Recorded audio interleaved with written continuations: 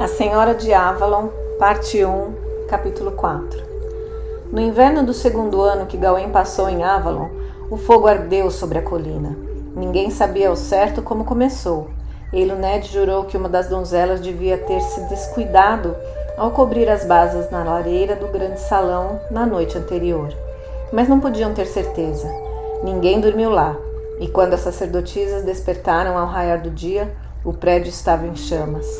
O vento animou o fogo, lançando tições acesos para cima, provocando um incêndio no teto de palha da casa das donzelas. Ali, o fogaréu se espalhou, morro abaixo até as cabanas dos druidas. Gawain acordou com o som da tosse de Branos. No início pensou que o velho estivesse tendo uma noite pior do que de costume, mas quando despertou sentiu o cheiro de fumaça e também começou a tossir. Ele pulou da cama e foi até a porta. Figuras escuras corriam frenéticas, delineadas sobre um fundo de chamas gritando. Uma lufada de ar quente fez voar o cabelo em sua testa quando o vento mudou. Fagulhas caíram chiando na grama coberta de gelo. Branos! Ele gritou, virando para dentro da cabana. Levante-se! Fogo!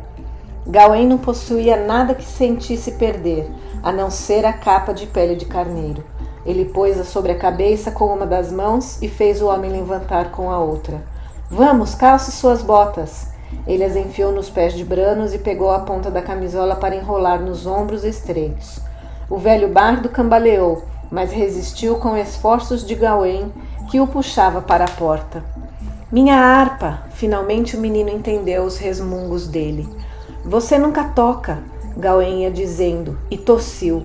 O fogo já devia ter atingido o telhado deles, pois a fumaça começava a encher a cabana. Vá! Ele arfou, empurrando o velho para a saída. Eu vou salvá-la para você. Apareceu um rosto na porta. Alguém agarrou Branos e puxou-o para fora, gritando. Mas Gawain já estava se virando. Uma labareda surgiu de repente em cima dele, alimentada pela corrente de ar que entrava pela porta. Ele dirigiu-se para o canto onde ficava o instrumento. Sob uma camada de peles, recuou quando uma explosão de fagulha se espalhou pelo chão e depois mergulhou para a frente, batendo nos pedaços de palha incandescentes como se fossem moscas. A harpa era quase do seu tamanho e pesada, mas naquele momento uma força se apossou dele e ele conseguiu arrastá-la através da explosão de calor e das labaredas que pulsavam para baixo e saíam pela porta.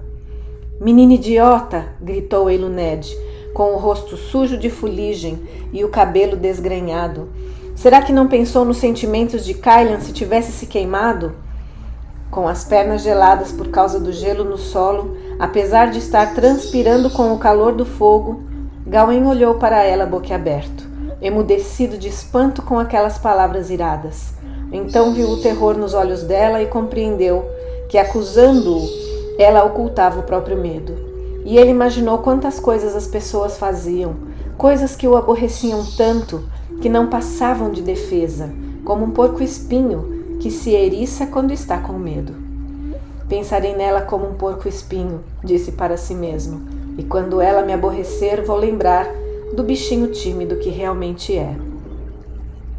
Alguns druidas tentavam jogar água do poço sagrado na palha dos prédios que ainda não tinham queimado, mas havia poucos baldes e àquela altura a maior parte da comunidade estava parada vendo o incêndio. O longo prédio do salão principal estava todo delineado com o fogo e as chamas subiam do telhado da casa das donzelas e lambiam o céu. O salão principal dos druidas pegou fogo também, assim como algumas construções menores. Os animais foram soltos de seus estábulos, balindo nervosos, mas talvez esses galpões estivessem suficientemente longe para escapar das chamas. As mulheres choravam ou ficavam simplesmente sentadas chocadas em silêncio observando as labaredas. Como vamos viver? Sussurravam. Para onde vamos? Branos estava sentado, chorando, embalando a harpa com seus braços emaciados. Como é que tinha arriscado sua vida para salvá-la, pensou Gawain. E além disso, considerando o tamanho do instrumento, como tinha conseguido. E ele ouviu as palavras, a resposta. Você sempre encontrará forças para o que tem de fazer. Branos olhou para ele com olhos luminosos à luz trêmula do fogo. Venha, disse ele com voz rouca. Ignorando o Eiluned, o menino ficou de pé e juntou-se a ele. O velho bardo esticou o braço, segurou a mão de Gawain e a pôs sobre o esteio da harpa. É sua, você a salvou, ela é sua. Gawain engoliu em seco. A luz do fogo criou uma faísca dourada nos fios embutidos na madeira polida e nas cordas de bronze. As vozes em volta dele perderam a nitidez e se transformaram no troar suave, como o ruído do fogo. Cuidadosamente, Gawain dedilhou a harpa e tirou uma nota melodiosa das cordas brilhantes. Ele não tinha intenção de criar um som muito alto, mas a nota ficou reverberando no ar.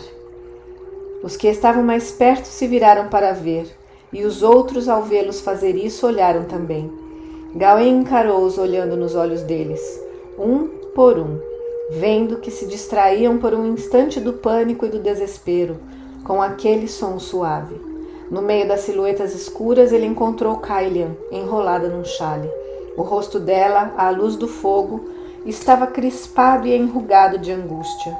Ela parecia velha. Tinha contado a ele uma vez sobre a pira onde os pais dele foram queimados. Será que era isso que ela pensava? Os olhos dele arderam com a sensação de automiseração, por não ter conhecido o que perdeu, e porque ela conhecera sua mãe tão bem. E naquele momento os dois estavam perdendo tudo pela segunda vez. O som da harpa cessou. Cailian viu o olhar chocado de Gawain. Ela franziu a testa, imaginando como o menino tinha ido parar ali. Então seu olhar mudou. Mais tarde, ele lembraria que a única palavra em que conseguiu pensar para descrever o que via nos olhos dela era assombro. Enquanto olhava ela, se endireitou, recuperando visivelmente a majestade da Senhora de Avalon outra vez. Senhora, Eiluned falou por todos, o que será de nós? Vamos voltar para a Casa da Floresta agora? Cailian olhou em volta espantada. Os druidas também olhavam para ela. Até Cunomaglos, o líder que tinha ido para Thor em busca de uma vida pacífica de contemplação e que ficava cada vez mais triste à medida que a comunidade crescia. Vocês são livres como sempre. O que desejam fazer? A voz da suma sacerdotisa era fria. Eiluned fez a cara de choro e pela primeira vez Gawain sentiu pena dela também. Diga para nós, soluçou ela. Só posso dizer o que eu vou fazer, disse Cailian mais gentil, olhando de novo para as chamas. Eu jurei criar um centro de sabedoria antiga nesta colina sagrada.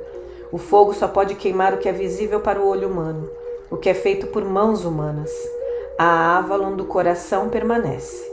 Ela olhou para Gawain, assim como o espírito se ergue triunfante do corpo que queimava na pira. A verdade, Avalon não pode ficar aprisionada no mundo humano. Ela fez uma pausa, como se as palavras não surpreendessem apenas os ouvintes, mas a ela também.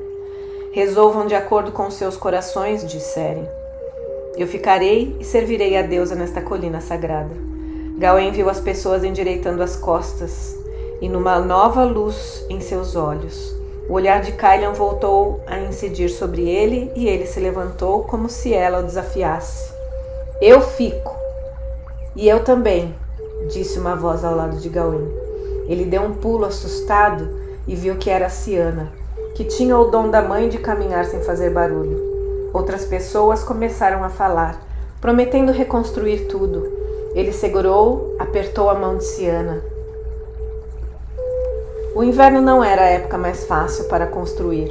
Gawain soprou seus dedos enregelados para aquecê-los e lá em cima do telhado da nova casa das donzelas pegou a ponta da corda de palha que Ciana segurava para ele e começou a amarrar mais um fardo de palha na armação. Ela tremia e suas bochechas normalmente tão rosadas estavam roxas de frio. Ciana tinha dito para Gawain que no Reino Encantado o tempo variava do frio gostoso do outono até o calor suave da primavera. Ela devia estar se perguntando por que tinha concordado em viver na terra dos mortais. Mas ela não reclamava, e ele também não ia reclamar, nem mesmo do fato de seu peso, mais leve, ter feito dele a escolha óbvia para subir no telhado. exposto a todas as lufadas geladas de vento. Ele deu um largo sorriso para ela, e um dos druidas içou mais um fardo de palha. Então ele se ajeitou de lado, arrumou a palha bem firme no lugar e puxou o outro pedaço da corda da mão de Ciana para fazer a amarração. Pelo menos o prédio novo não tinha de ser tão grande quanto o antigo. Algumas sacerdotisas estavam hospedadas em casas de parentes de Waterwalker, mas outras tinham voltado para suas famílias. Os druidas mais velhos e os meninos estavam alojados na pequena igreja do Padre José. Alguns homens foram embora também. Até Cunomaglos, líder dos druidas, tinha deixado a ilha, buscando a solidão de eremita nas montanhas. Uma casa para mulheres e uma para os homens bastariam para abrigá-los até o verão. Ainda bem que os poços dos celeiros e os estábulos não tinham queimado. Gawain supôs que Caelian devia estar no comando. Ninguém em Vernemeton tinha aparecido para dizer o contrário. Se a suma sacerdotisa estava desapontada com os que fugiram, não demonstrava. Gawain achava que ela considerava as perdas uma espécie de seleção necessária, que os tornaria mais fortes. Acontecia o mesmo no mundo além do Vale de Avalon. Gawain tinha ouvido dizer onde Trajano saíra vitorioso das guerras civis e punha em ordem o seu império. O vento aumentava. Ele estremeceu violentamente e cruzou os braços, escondendo as mãos geladas entre os lados do corpo e dos braços. Desça, disse Ciana, e deixe que eu faça isso um pouco. Sou ainda mais leve que você. Gawain balançou a cabeça. Eu sou mais forte, ia começando a dizer. Ela lançou-lhe um olhar zangado e seu rosto mudou de cor, com o calor da raiva lutando contra o frio. Deixa fazer isso, disse alguém. Gawain, incrédulo, viu que era Caelian que estava lá. Ela não pode, ele exclamou, está frio demais aqui em cima. Ela optou por viver aqui conosco e não estaria cumprindo o meu dever se a poupasse, disse a sacerdotisa com severidade. Ciana olhava de um para o outro e seus olhos brilhavam. Como se não conseguisse resolver se ficava mais magoada com as palavras duras de Caelian ou com a superproteção de Gawain. Então ela segurou o tornozelo dele e puxou. Gawain deu um grito quando começou a escorregar, mas em um segundo chegou à parte do telhado com palha. E não havia mais nenhum lugar para se segurar. Ele caiu aos pés de Caelian todo encolhido. Ciana desviou dele e subiu no telhado com a rapidez de um esquilo. Ele olhou para ela com raiva, mas não pôde resistir ao riso da menina. Sacudindo a cabeça, Gawain se levantou e começou a recolher os pedaços de corda. E Caelian se afastou de cara amarrada. Naquela noite, ao ouvir Branos e o Padre José discutindo teoria musical, ele percebeu que jamais tinha sido tão feliz. Aquecido, afinal, com a barriga cheia de mingau, ele se aninhou entre as cobertas. Não compreendia a conversa dos dois, mas frases cantadas, cheias de sonoridade e a música ondulante da harpa alimentavam a sua alma. O inverno passou, e o verão seguinte também. Os prédios incendiados foram substituídos por outros ainda melhores, e as sacerdotisas falavam em erguer construções feitas de pedra. As primeiras tentativas inseguras de Gawain com as cordas da harpa transformaram-se no começo de uma habilidade concreta. Ele também continuou a cantar com o Padre José e os cristãos. A sua voz soprano de menino se sobressaía aos tons mais profundos dos outros. Conforme as estações iam se passando, ele percebeu que a insegurança que sempre sentia perto de Caelian tinha desaparecido. Tinha deixado de esperar que ela fosse uma mãe para ele, e na verdade, à medida que ia ficando maior, nem queria mais isso. Não estava bem certo do que ela achava dele, mas como a comunidade de Avalon ia ficando cada vez mais segura, muitas pessoas queriam fazer parte dela. E Caelian estava sempre ocupada demais ensinando as recém-chegadas para prestar muita atenção nele. Quando ficavam mais velhos, os jovens e as donzelas entregues aos druidas do Thor para serem treinados passavam a viver separados. Mas se reuniam para algumas coisas quando os ensinamentos eram necessários tanto para homens como para mulheres. E quando aconteciam os festivais, e assim 6 anos se passaram. Tenho certeza de que todos vocês sabem os nomes das 7 ilhas de Avalon, mas sabem também porque cada uma delas é solo sagrado? Alertado pela interrogação na voz de Kylian, Gawain piscou os olhos e se endireitou. Era pleno verão e a terra estava coberta por uma paz modorrenta. Naquela época do ano, o pessoal de Avalon passava a maior parte do tempo ao ar livre, e a senhora tinha reunido seus alunos sob um carvalho na beira do lago. Ele não entendia por quê. Aquela história todos tinham aprendido quando crianças. Por que a suma sacerdotisa repetia aquilo? Depois de um minuto de surpresa e silêncio, Dica ergueu a mão. Da criança magricela de língua afiada, ela se tornara uma mulher elegante, com o rosto vulpino, corado por uma nuvem de cabelos amarelos e avermelhados. A língua continuava afiada, mas tinha adotado um comportamento muito melhor. A primeira é Inisvitrin, a Ilha de Vidro, onde fica o sagrado Thor, respondeu ela recatadamente. E por que tem esse nome? Perguntou Kylian. Porque dizem que quando a vemos no outro mundo, ela brilha como a luz passando através do vidro romano. Isso era verdade?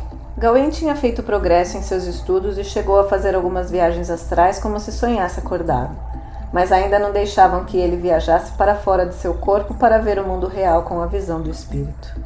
Muito bem, disse Kylian. E depois? Ela fixou o olhar em uma das meninas novatas, de cabelo escuro que vinha de Dumônia, chamada Breaca. A segunda é a Ilha de Briga, que é grande no espírito, mas não no tamanho. É onde a deusa vem a nós como mãe, carregando o sol recém-nascido. A menina corou, mas deu a resposta claramente. Gawain pigarreou. A terceira é a Ilha do Deus Alado, perto da grande aldeia do povo do pântano.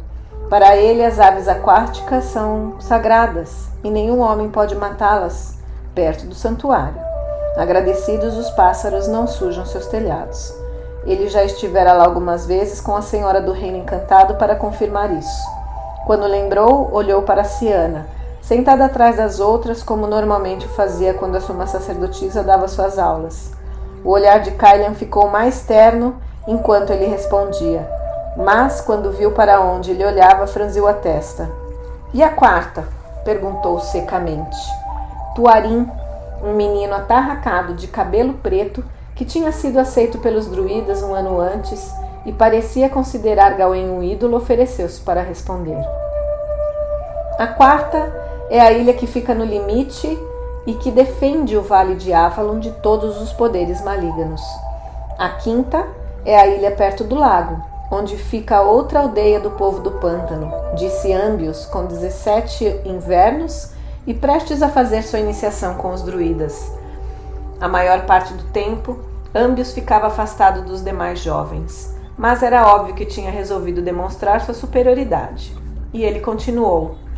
Há uma fonte sagrada naquela ilha, que nasce nos pés de um enorme carvalho, e todos os anos penduramos oferendas em seus galhos. Gawain olhou novamente para Ciana, sem saber por que ela não respondia. Logo ela, que já sabia tudo isso praticamente desde o momento em que aprendeu a falar, mas notando que ela mantinha a cabeça baixa e as mãos cuidadosamente unidas, ele achou que talvez por isso mesmo ela ficasse em silêncio. Não seria justo. Uma leve brisa fez balançar os galhos do carvalho e a luz do sol penetrou entre as folhas, dançando no cabelo brilhante de Ciana. Eu não notei a luz brilhando nessa ilha, ele pensou de repente, mas agora a vejo brilhar em você. Naquele momento, a beleza de Ciana não tinha maiores implicações. De fato, ele não a associava com a menina humana que provocava e com quem brincava nos anos que se passaram juntos, antes da passagem para a maioridade, quando não podia estar com um homem desacompanhado. Era um fato suficiente em si mesmo, como a graça de uma garça levantando voo no lago no alvorecer. Ele nem ouviu Dica responder à pergunta seguinte. A sexta ilha é de onde vive o deus selvagem das colinas, a quem os romanos chamam de Pan. Ele provoca a loucura ou o êxtase, e o mesmo acontece com o fruto das vinhas plantadas naquele lugar, que produzem um vinho poderoso.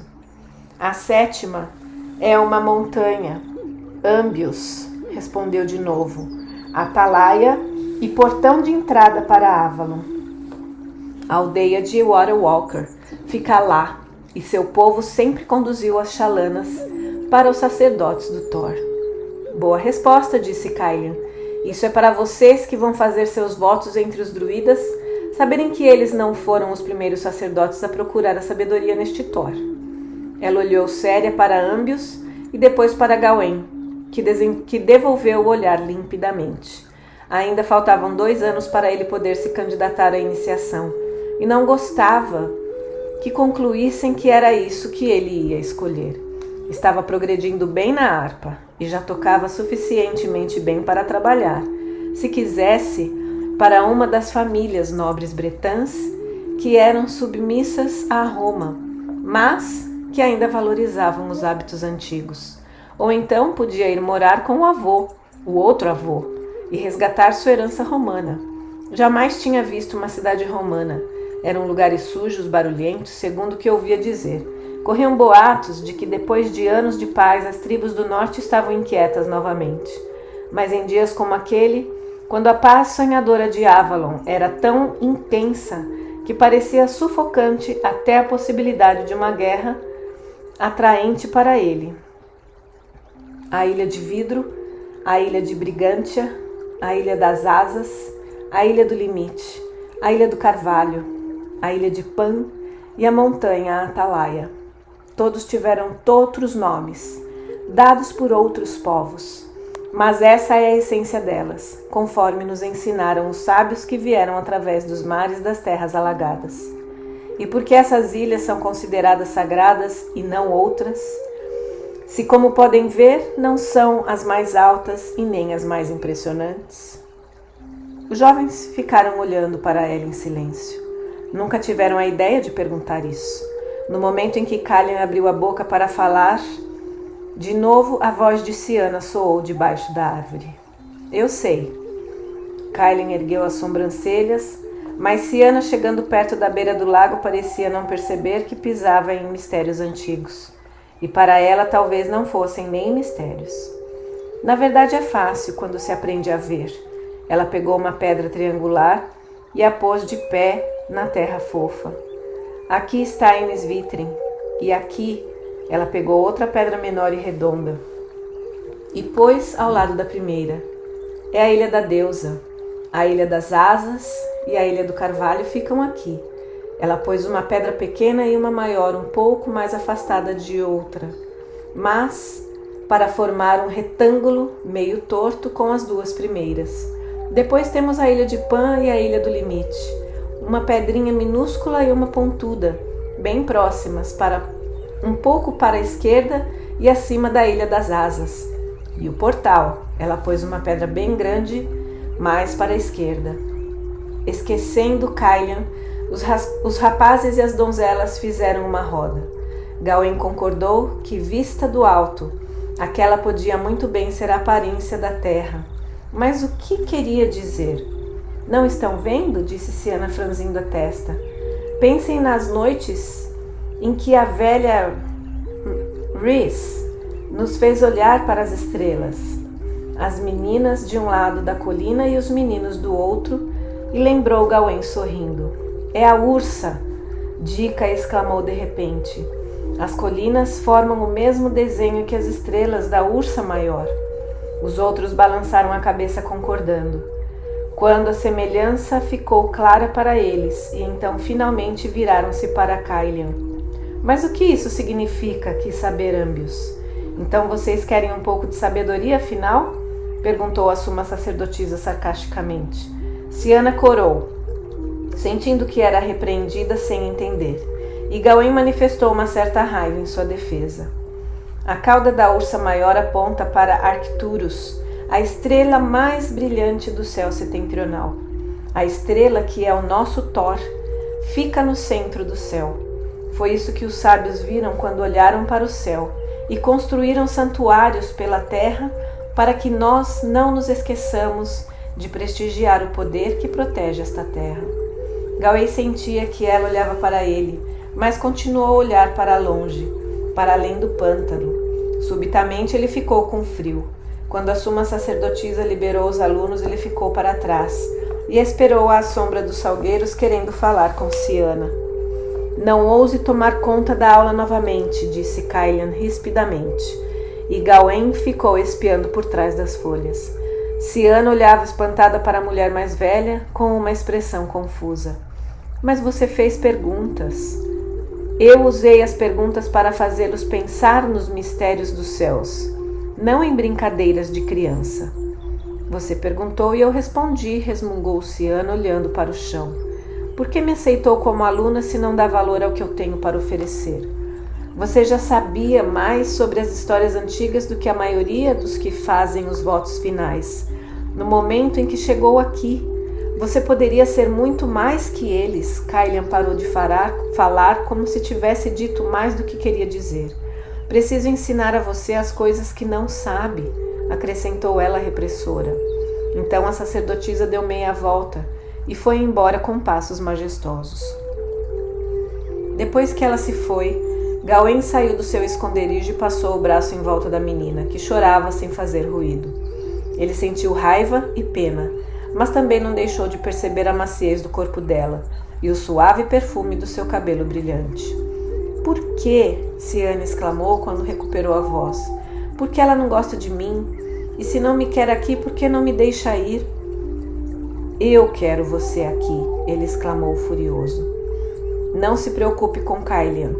Ela tem muitos problemas e às vezes é mais dura do que pretende. Tente evitá-la.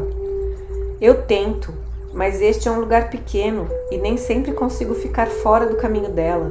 Ciano suspirou e deu um tapinha na mão dele. Mas obrigada.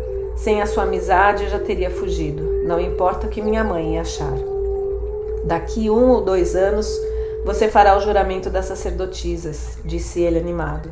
Ela terá de respeitá-la como adulta, então. E você passará pela primeira etapa do seu treinamento de druida. Ela segurou a mão dele durante um tempo. A dela estava fria quando ele a tocou, mas começava a crescer um calor entre os dois. De repente, ele se lembrou da outra iniciação que acontecia com a maioridade e viu que ela também pensava nisso, pois estava corando. Ele puxou a mão bruscamente, mas naquela noite, revendo o dia antes de o sono chegar, teve a impressão de que o que havia entre eles era mais do que amizade e que tinha feito uma promessa. Um ano se passou, mas um inverno, tão chuvoso que todo o vale de Avalon se transformou num mar de lama e águas que chegavam ao assoalho das palafitas dos habitantes do pântano. Gawain, descendo para ir visitar o padre José, engoliu um palavrão quando escorregou na lama e quase caiu. Desde que a sua voz havia mudado, ele não cantava com tanta frequência nas cerimônias. Mas padre José tinha viajado muito quando era jovem e não conhecia apenas a tradição musical judaica, mas também as teorias dos filósofos gregos. E tanto ele quanto o menino tinham prazer em compará-las com o folclore druídico. Mas quando Gawain chegou à pequena igreja, padre José não estava lá. Ele está rezando em sua cabana, disse o irmão Paulus, o rosto longo ainda mais longo com um ar de desaprovação. Deus deu-lhe uma febre para mortificar a carne, mas com orações e jejum ele será purificado. Posso vê-lo? Perguntou Gawain com um nó na garganta de preocupação. Ele não precisa de um descrente, disse o monge. Venha vê-lo como filho em Cristo e assim será bem-vindo. Gawain balançou a cabeça. Se nem mesmo o padre José tinha insistido para ele se tornar um nazareno, não ia ser o irmão Paulo que conseguiria convencê-lo. Imagino que você não daria a ele a bênção de um descrente, disse ele tenso, mas espero que tenha compaixão suficiente para dizer a ele que sinto muito por estar doente e para transmitir-lhe o meu carinho.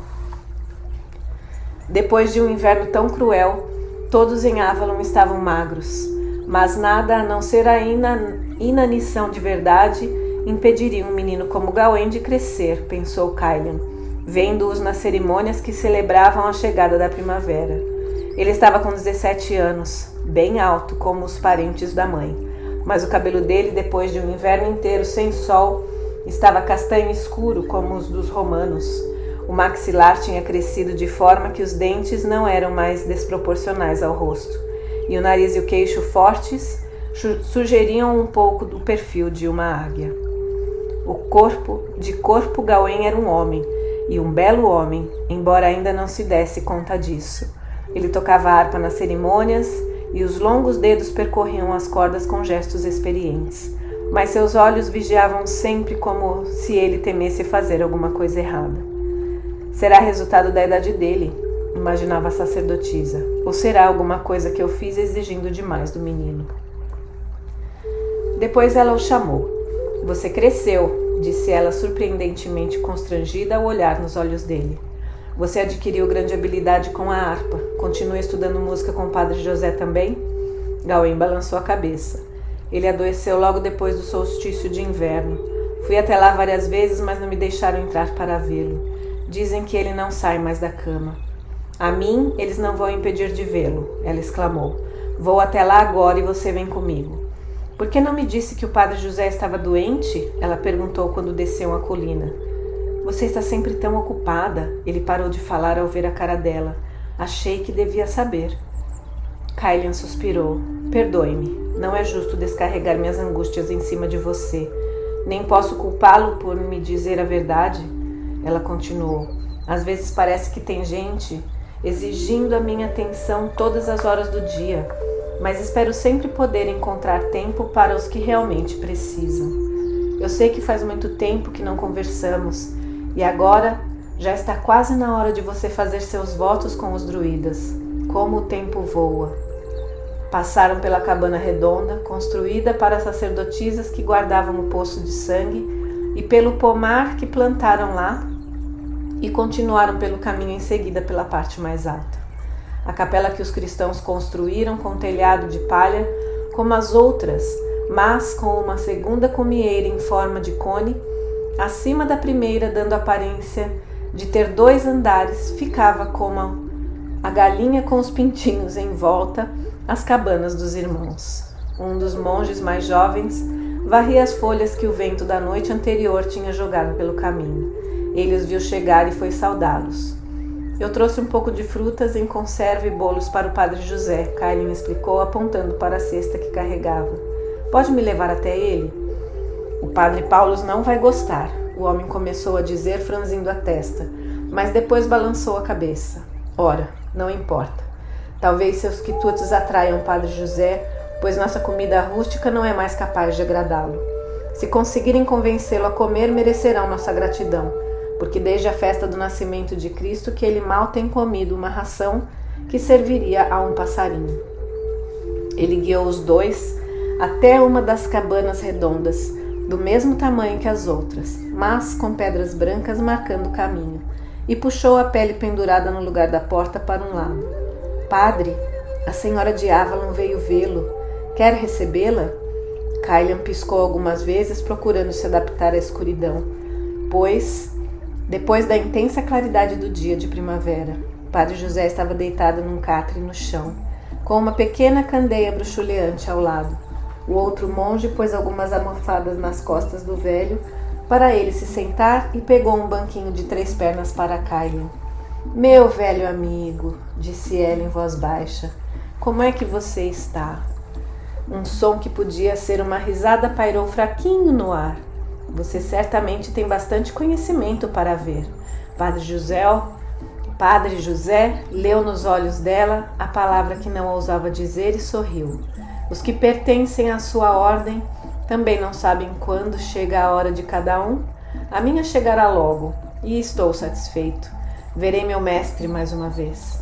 Ele ficou calado um tempo, olhando para o seu interior e sorrindo diante do que via. Então ele deu um suspiro e focalizou o olhar em Cailian.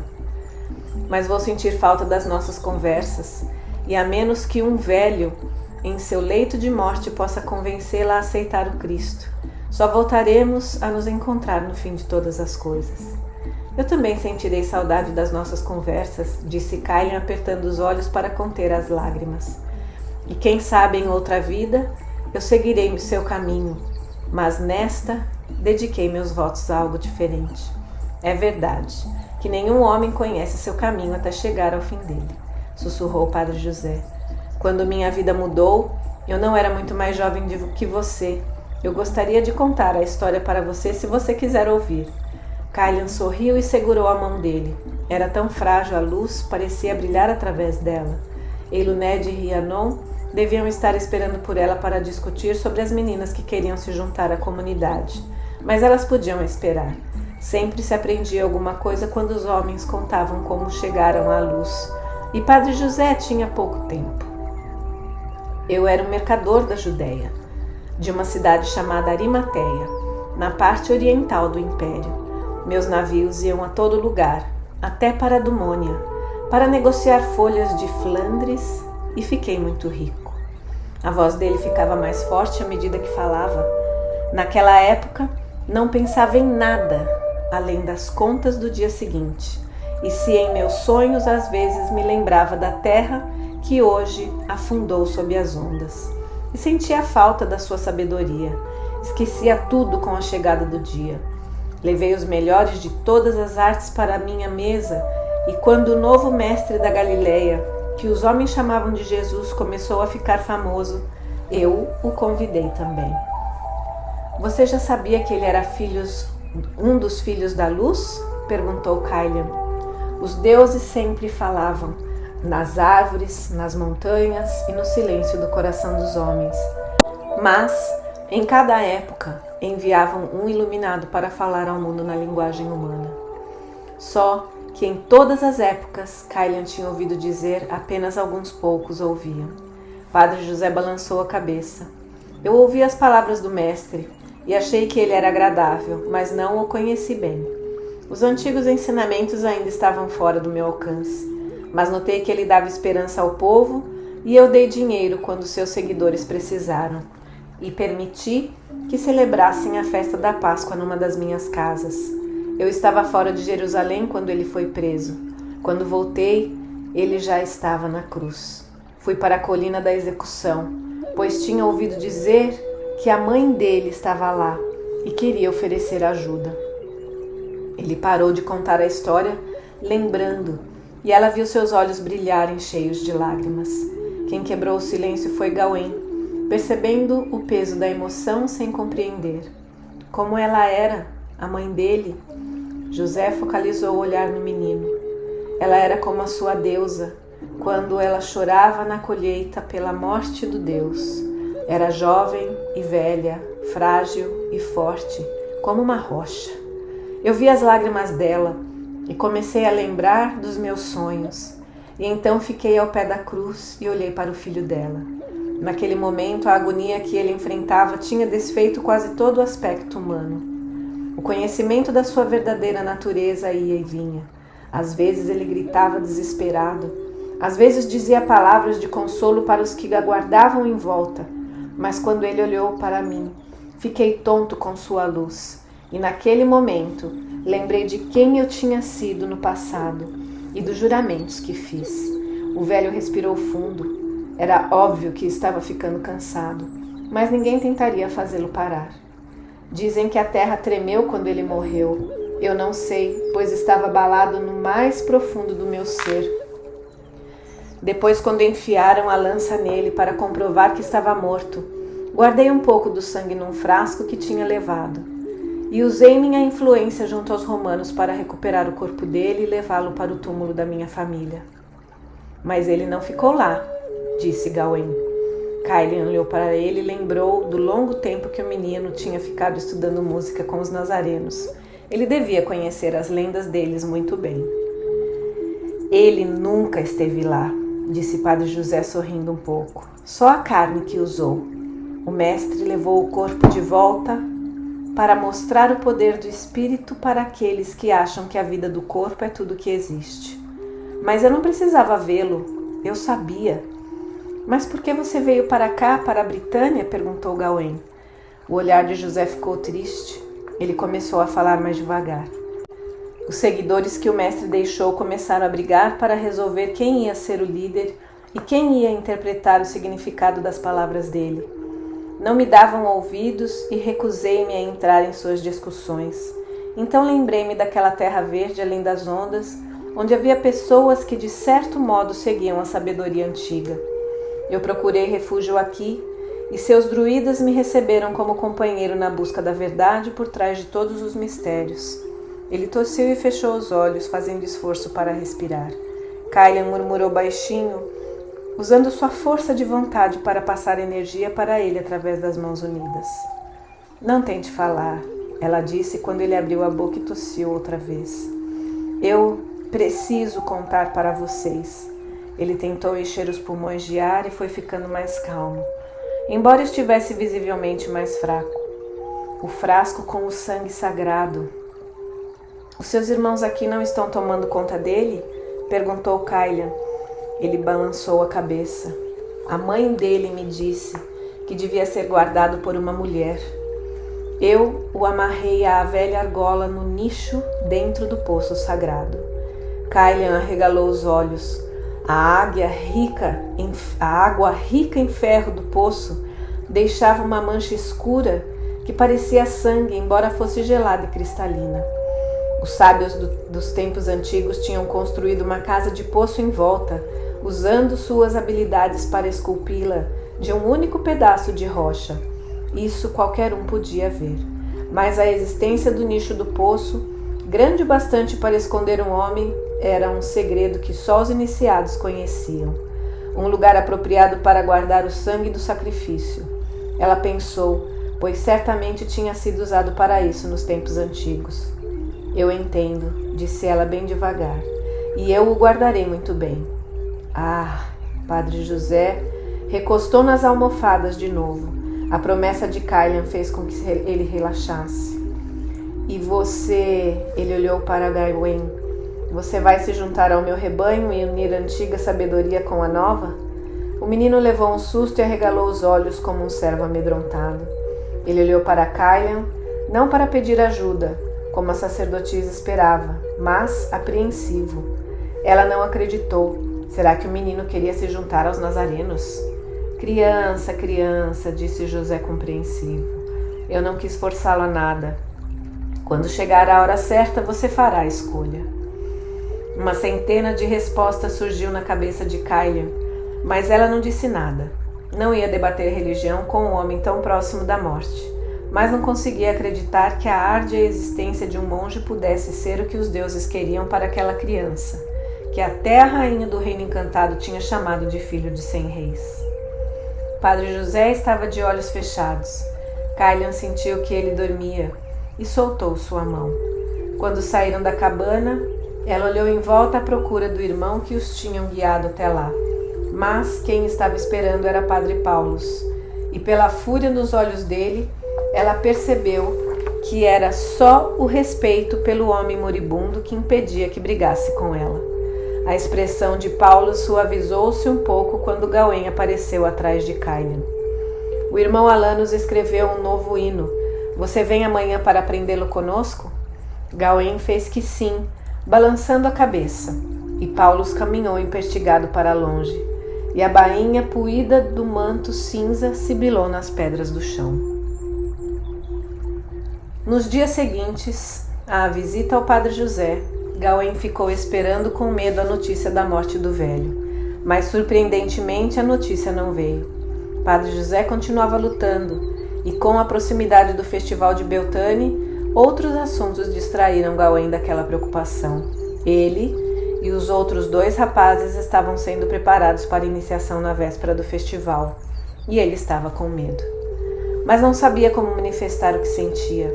Ninguém jamais tinha perguntado se ele queria se tornar um druida. Simplesmente concluíram isso, já que tinham completado o primeiro estágio do treinamento que ia continuar. Apenas o Padre José sugeriu que poderia existir uma outra opção, e embora Gawain admirasse a pureza da devoção dos nazarenos e achasse muita coisa boa em seus ensinamentos, suas vidas pareciam ainda mais limitadas do que a dos druidas no Thor. Os druidas pelo menos não ficavam completamente isolados das mulheres. A comunidade de Avalon tinha herdado as tradições da Casa da Floresta, mas Kylian não fazia como que cumprissem aquelas regras que tinham sido impostas em deferência aos preconceitos romanos.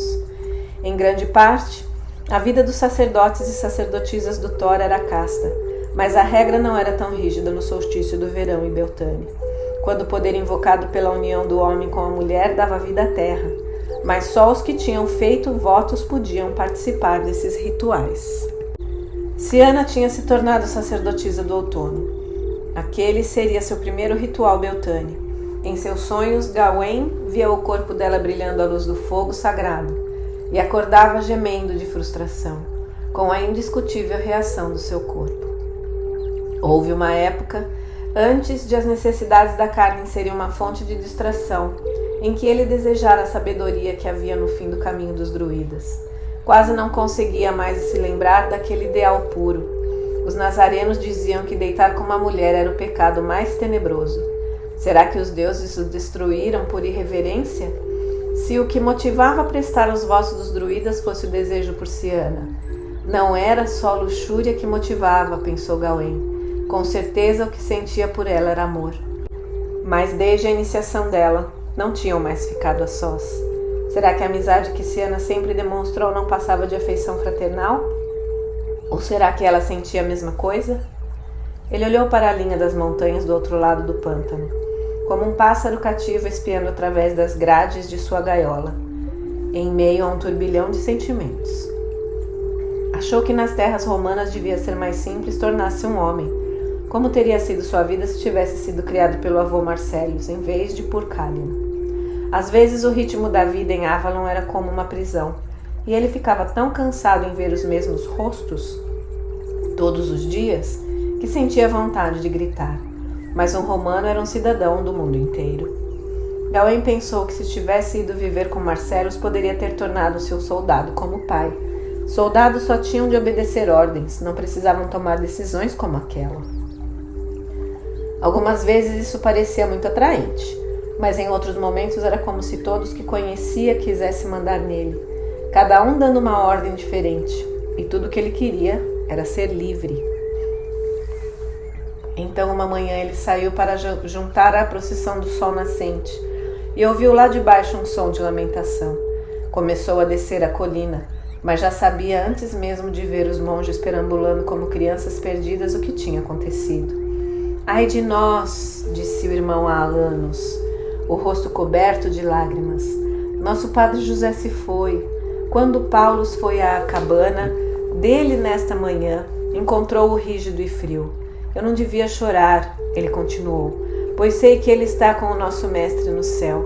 Mas é duro pensar que ele teve de ir sozinho, no escuro, sem o conforto dos filhos em volta dele. E mais duro ainda porque não estávamos lá para ele dar o seu último adeus. Mesmo doente, era um consolo saber que ele estava aqui. Ele era nosso pai. Não sei o que vamos fazer agora. Gawain fez que sim com a cabeça, sentindo um nó na garganta ao lembrar daquela tarde estranha que o velho contou como fora para Avalon. Gawain não tinha visto a luz da qual o padre José falava, mas vira o reflexo dela nos olhos do velho, e não achava que ele tinha morrido sozinho. Ele era um pai para mim também. Tenho de voltar ao topo da colina e avisar a todos. Mas ele pensava em Kylian quando subia correndo pelo caminho. Aquela tarde, a senhora de Avalon desceu do Thor para expressar suas condolências, recrutando Gawain para juntar-se à sua escolta como tinha feito antes. A confusão da manhã tinha acabado. De dentro da igreja redonda se ouvia o som dos cânticos. A procissão druídica parou quando chegou ao lado de fora e Gawain foi até a porta. O corpo do velho estava num esquife diante do altar, com velas acesas em volta. O incenso rodopiava em nuvens espessas, obscurecendo as formas escuras dos monges. Mas, por um breve momento, Gawain pensou ter visto formas brilhantes pairando sobre eles, como se os anjos dos quais Padre José tanto falava o estivessem protegendo. Então, como se pressentisse o olhar pagão, uma das sombras se levantou e Padre Paulo caminhou na direção de Gawain. O menino chegou para trás quando o nazareno passou pela porta. Os olhos de Paulo estavam vermelhos de tanto chorar, mas a expressão do seu rosto ficara mais suave com a dor. Lançou um olhar de desaprovação para Kylian. O que vocês estão fazendo aqui? Viemos partilhar a sua dor, disse a suma sacerdotisa gentilmente, e homenagear o passamento de um bom homem, pois de fato o Padre José era um pai para todos nós. Então ele não foi um homem tão bom como parecia ou não tão bom cristão? Senão vocês pagãos estariam exultantes, disse Paulo com rispidez. Mas eu sou o líder agora e imporei uma fé mais pura ao meu rebanho. E meu primeiro ato será acabar com as idas e vindas de nossa irmandade e do seu sacerdócio maldito. Mulher, vá embora. A sua compaixão e a sua presença não são bem-vindas aqui. Gawain instintivamente deu um passo à frente, como se quisesse ficar entre os dois. Alguns druidas resmungavam zangados, mas Cálian parecia espantada e achando aquilo divertido ao mesmo tempo. Não somos bem-vindos? Mas não fomos nós que demos permissão para vocês construírem a sua igreja aqui? Isso é verdade, respondeu o padre Paulus com amargura. Mas a terra é de Deus e não sua para oferecer. Não reconhecemos débito algum para com adoradores de demônios e falsos deuses. Cálian balançou a cabeça com tristeza.